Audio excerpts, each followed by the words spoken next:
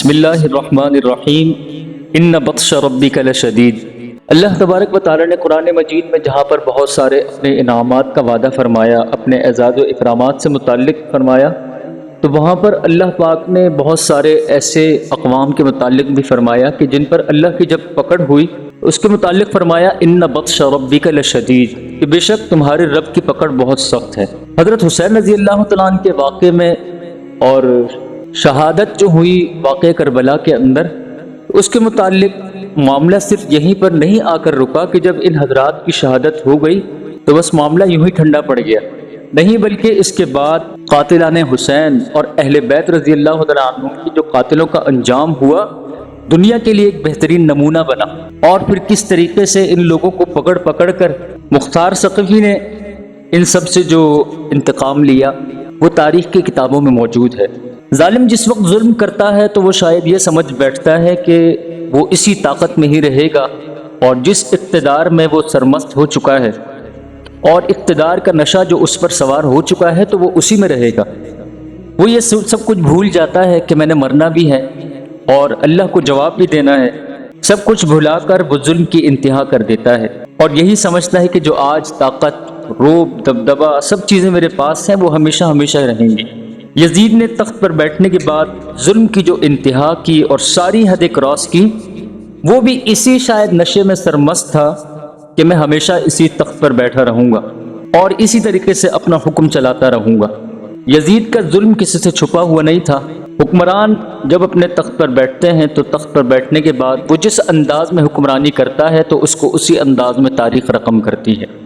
حضرت عمر فاروق رضی اللہ تعالیٰ عنہ کی حکومت عدل سے قائم ہوئی۔ جب انہوں نے عدل و انصاف کیا تو حکومت 12 سال تک قائم رہی۔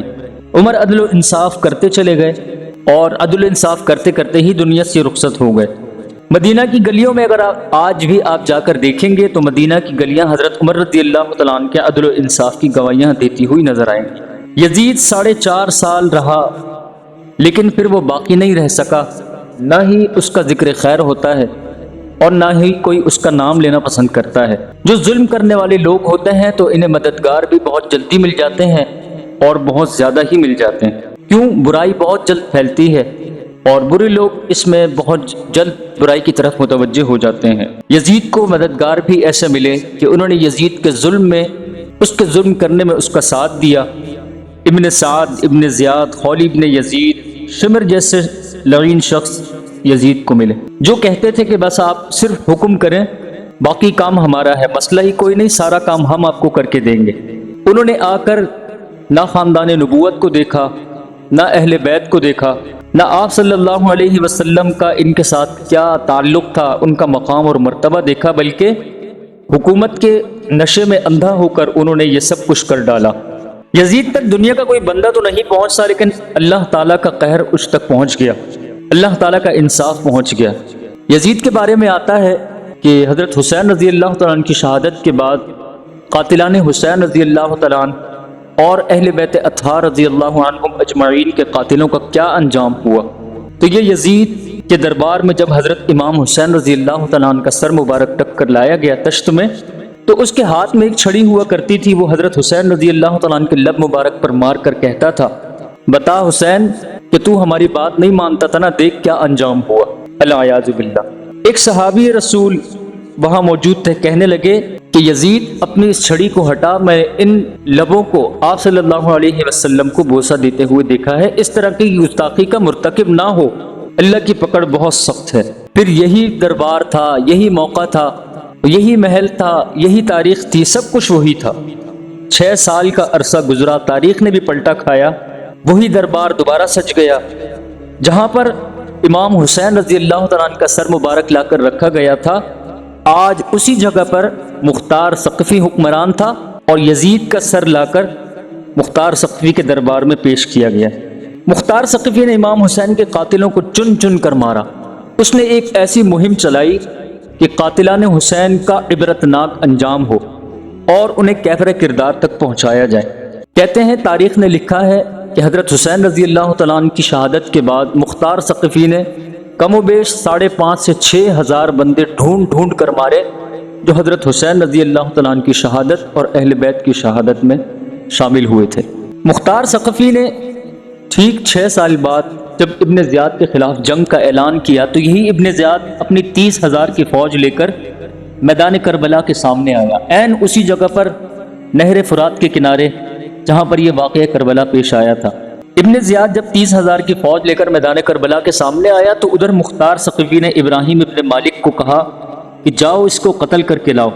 لڑائی شروع ہو گئی اور وقت بھی یکم محرم الحرام کا تھا۔ کچھ وقت لڑائی چلتی رہی، پھر بند ہوئی۔ 5 محرم کو دوبارہ میدان گرم ہوا، کچھ دیر چلا اور پھر 7 محرم کو دوبارہ بند ہو گیا۔ پھر 8-9 محرم کو دوبارہ یہ میدان گرم ہوا، آپس میں جنگ ہوئی۔ اور پھر تاریخ نے کیا دکھایا کہ 6 سال کے بعد وہی ظہر کا وقت آیا، وہی عبید اللہ بن زیاد کہ جس نے حضرت امام حسین رضی اللہ تعالیٰ عنہ کو شہید کیا تھا، یہ مردود شخص زمین پر گرا پڑا ہوا تھا۔ ابراہیم ابن مالک نے اس کو پہلے قتل کیا، اس کو نیچے گرا کر اس کی گردن پر پاؤں رکھا اور اس کا سر اس کے تن سے جدا کیا اور اسی انداز میں تشت میں رکھ کے لا کر مختار ثقفی کے سامنے پیش کیا۔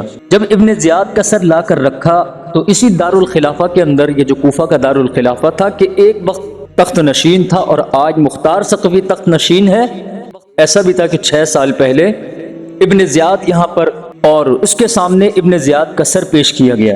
جب ابن زیاد کا سر پیش ہوا تو مختار ثقفی کی مجلس میں ایک کونے میں بوڑھا شخص بیٹھا ہوا تھا، جو اس وقت بھی موجود تھا جب حضرت امام حسین رضی اللہ تعالیٰ عنہ کا سر مبارک لایا گیا تھا، اور آج بھی موجود تھا کہ جب ابن زیاد کا سر لایا گیا تو وہ بوڑھا شخص چلا کر کہنے لگا کہ اللہ کا عدل ہو گیا، اللہ نے انصاف کر دیا۔ بیعینی اسی انداز میں حضرت حسین رضی اللہ تعالیٰ عنہ کا سر مبارک لایا گیا تھا اور آج ابن زیاد کا سر اسی طریقے سے کاٹ کر لایا گیا۔ دوسرا شخص ابن سعد، یہ مشہور صحابی رسول حضرت سعد بن ابی وقاص رضی اللہ تعالیٰ عنہ کا بیٹا تھا۔ ابن سعد، ایک صحابی کا بیٹا یزید بن سکتا ہے تو ایک صحابی کا بیٹا ابن سعد بھی بن سکتا ہے، لیکن یاد رکھیں یہ سارا نظام اللہ کا ہے۔ اللہ کے کس کام میں حکمت اور بہتری ہوتی ہے یہ انسان نہیں سمجھ سکتا۔ ایک طرف اگر آپ نظر دوڑائیں تو ابو جہل جیسے شخص کا بیٹا جو اسلام دشمنی کا خمیر اپنے دماغ میں رکھتا تھا، اس کے بیٹے کو اللہ نے ہدایت دی اور وہ کامیاب صحابی اور شہید بنے۔ یعنی اللہ پاک کا نظام ہے یخرج الحی من المیت و یخرج المیت من الحی۔ اللہ پاک زندوں سے مردہ اور مردہ سے زندہ کرنا جانتا ہے، اور وہ نظام قدرت ایسا ہے کہ انسان کی سمجھ اس تک پہنچ ہی نہیں سکتی۔ ابن سعد کا ایک بیٹا تھا حفص، اور تاریخ کی کتابوں میں یہ بھی آتا ہے کہ ابن سعد کی مختار ثقفی کے ساتھ بہت اچھی دوستی تھی، بڑے گہرے تعلقات تھے۔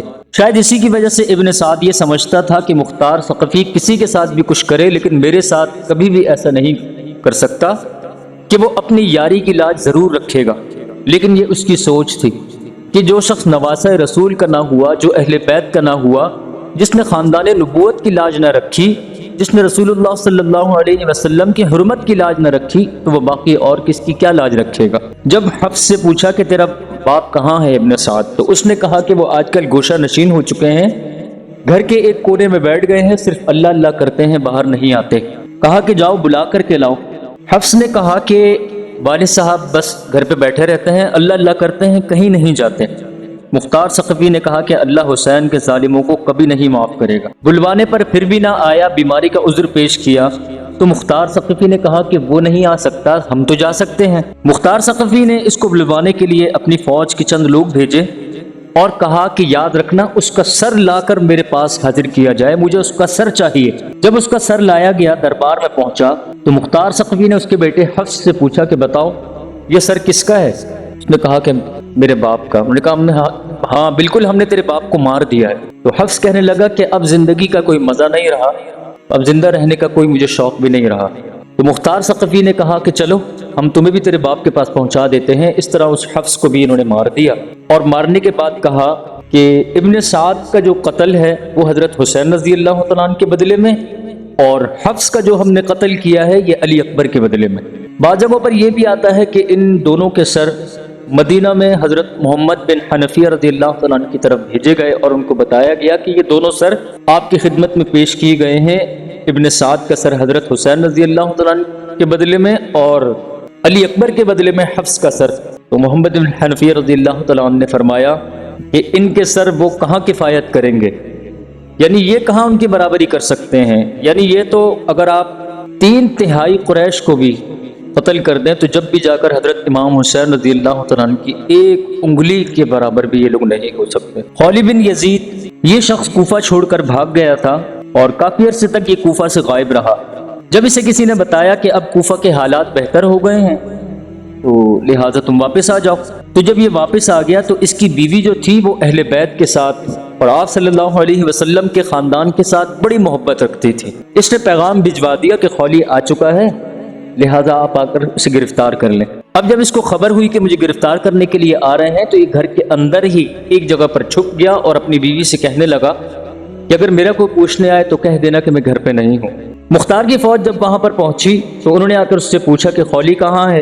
اشارے سے ہاتھ اس نے اس طرف کیا جہاں پر وہ چھپا ہوا تھا اور منہ سے کہا کہ وہ گھر پر نہیں ہے، یعنی اس نے اہل بیت کی محبت کی لاج رکھی اور خولی کو گرفتار کروایا۔ خولی کو جب پکڑا تو وہ رشوت دینے لگا اور بہت سارے مال و زر پیش کر کے کہنے لگا کہ یہ سب کچھ لے لو، یہ میری جمع پونجی ہے اور مجھے معاف کر دو۔ اس کو پکڑ کر لا کر مختار کے دربار میں پیش کیا گیا۔ جس طریقے سے اس نے اہل بیت کو کوفہ کے بازاروں میں گھمایا تھا اسی طرح اسے کوفہ کے بازاروں میں گھمایا گیا اور اعلان کیا گیا۔ مختار نے اعلان کیا کہ آؤ آج میں تمہیں اللہ کا انتقام دکھاتا ہوں۔ سب کو جمع کیا گیا اور اس کے بعد خولی کے جسم پر تلوار کے وار سے زخم لگائے گئے۔ جب زخم لگائے اس کا خون بہنے لگا اور یہ زخموں کی تاب نہ لا کر جب زمین پر گر گیا تو اس کے بعد اس کو زندہ جلا دیا۔ اس کے بعد باری آئی شمر ذی الجوشن کی۔ جب مختار نے گرفتاری کے لیے اپنی فوج روانہ کی اور اس کو پکڑنے لگے تو یہ بھاگنے لگا۔ بھاگتے بھاگتے یہ ایک روایت میں یہ بھی آتا ہے جگہ پر کہ یہ امام زین العابدین رضی اللہ تعالیٰ عنہ کے پاس پہنچ گیا۔ جب یہ امام زین العابدین کے پاس پہنچا تو امام صاحب نے اس کو پانی بھی پلایا۔ پانی پینے کے بعد کہنے لگا امام صاحب لگتا ہے کہ آپ نے مجھے پہچانا نہیں ہے۔ امام صاحب نے کہا میں تجھے بھلا بھول سکتا ہوں؟ تو نے میرا پورا خاندان میرا پورا گھر اجاڑ دیا، میں تجھے بھلا کیسے بھلا سکتا ہوں؟ فرمایا کہ پھر پانی کس وجہ سے پلایا اور یہ رحم دلی کس وجہ سے کی؟ فرمایا کہ پانی پلانا ہمارا کام ہے اور پانی بند کرنا تم جیسے بدبختوں کا کام ہے۔ اس نے پناہ مانگی تو امام صاحب نے فرمایا کہ جب تجھے اللہ پناہ نہ دے تو بندہ کس طریقے سے پناہ میں آ سکتا ہے؟ بندہ کس طریقے سے تجھے پناہ دے گا؟ اب تو اللہ کی پکڑ میں آ گیا ہے۔ پھر وہ وہاں سے بھاگتا ہوا کسی گاؤں میں جا چھپا اور پھر اسی گاؤں سے اسے پکڑ کر لایا گیا۔ جب مختار کے پاس اسے لایا گیا تو پھر مختار نے حکم دیا کہ اس کے ہاتھ پاؤں باندھ دو۔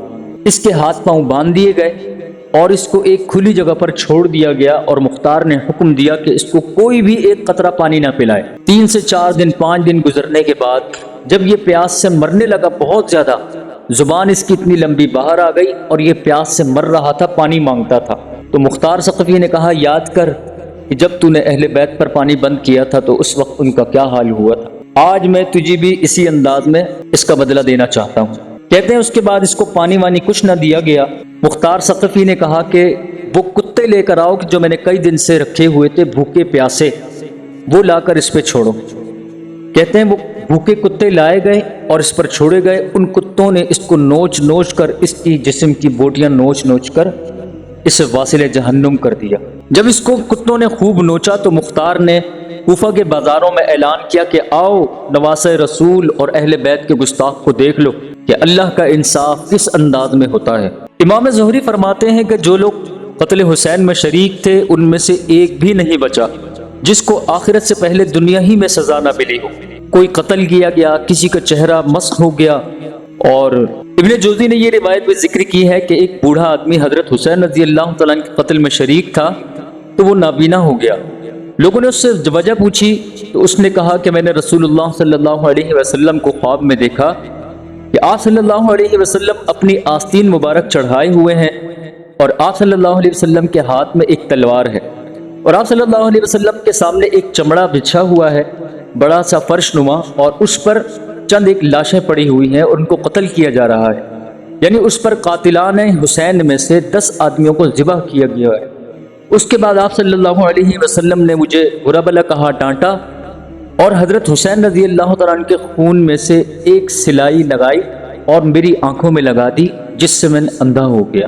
قاتلان حسین رضی اللہ تعالیٰ عنہ کا یہ عبرتناک انجام معلوم کر کے بے ساختہ زبان پر یہ آیت آتی ہے کذالک العذاب ولعذاب الآخرۃ اکبر لو کانوا یعلمون۔ بے شک اللہ تعالیٰ کی پکڑ بڑی سخت ہے۔ اللہ تعالیٰ کا انصاف بہت ہی بڑا انصاف ہے کہ اللہ کی پکڑ جب آتی ہے تو کوئی بھی اس کی پکڑ سے بچ نہیں پاتا۔ اور پھر اتنا بڑا مقام اور مرتبہ رکھنے والا خاندان اہل بیت کہ ان کے دشمنوں نے اقتدار کے نشے میں آ کر اور پاور حاصل ہونے کے بعد انہوں نے اس چیز کا بھی خیال نہ کیا کہ ہم جن کے ساتھ یہ ظلم اور جبر کرنے والے ہیں ان کا کیا مقام اور مرتبہ ہے۔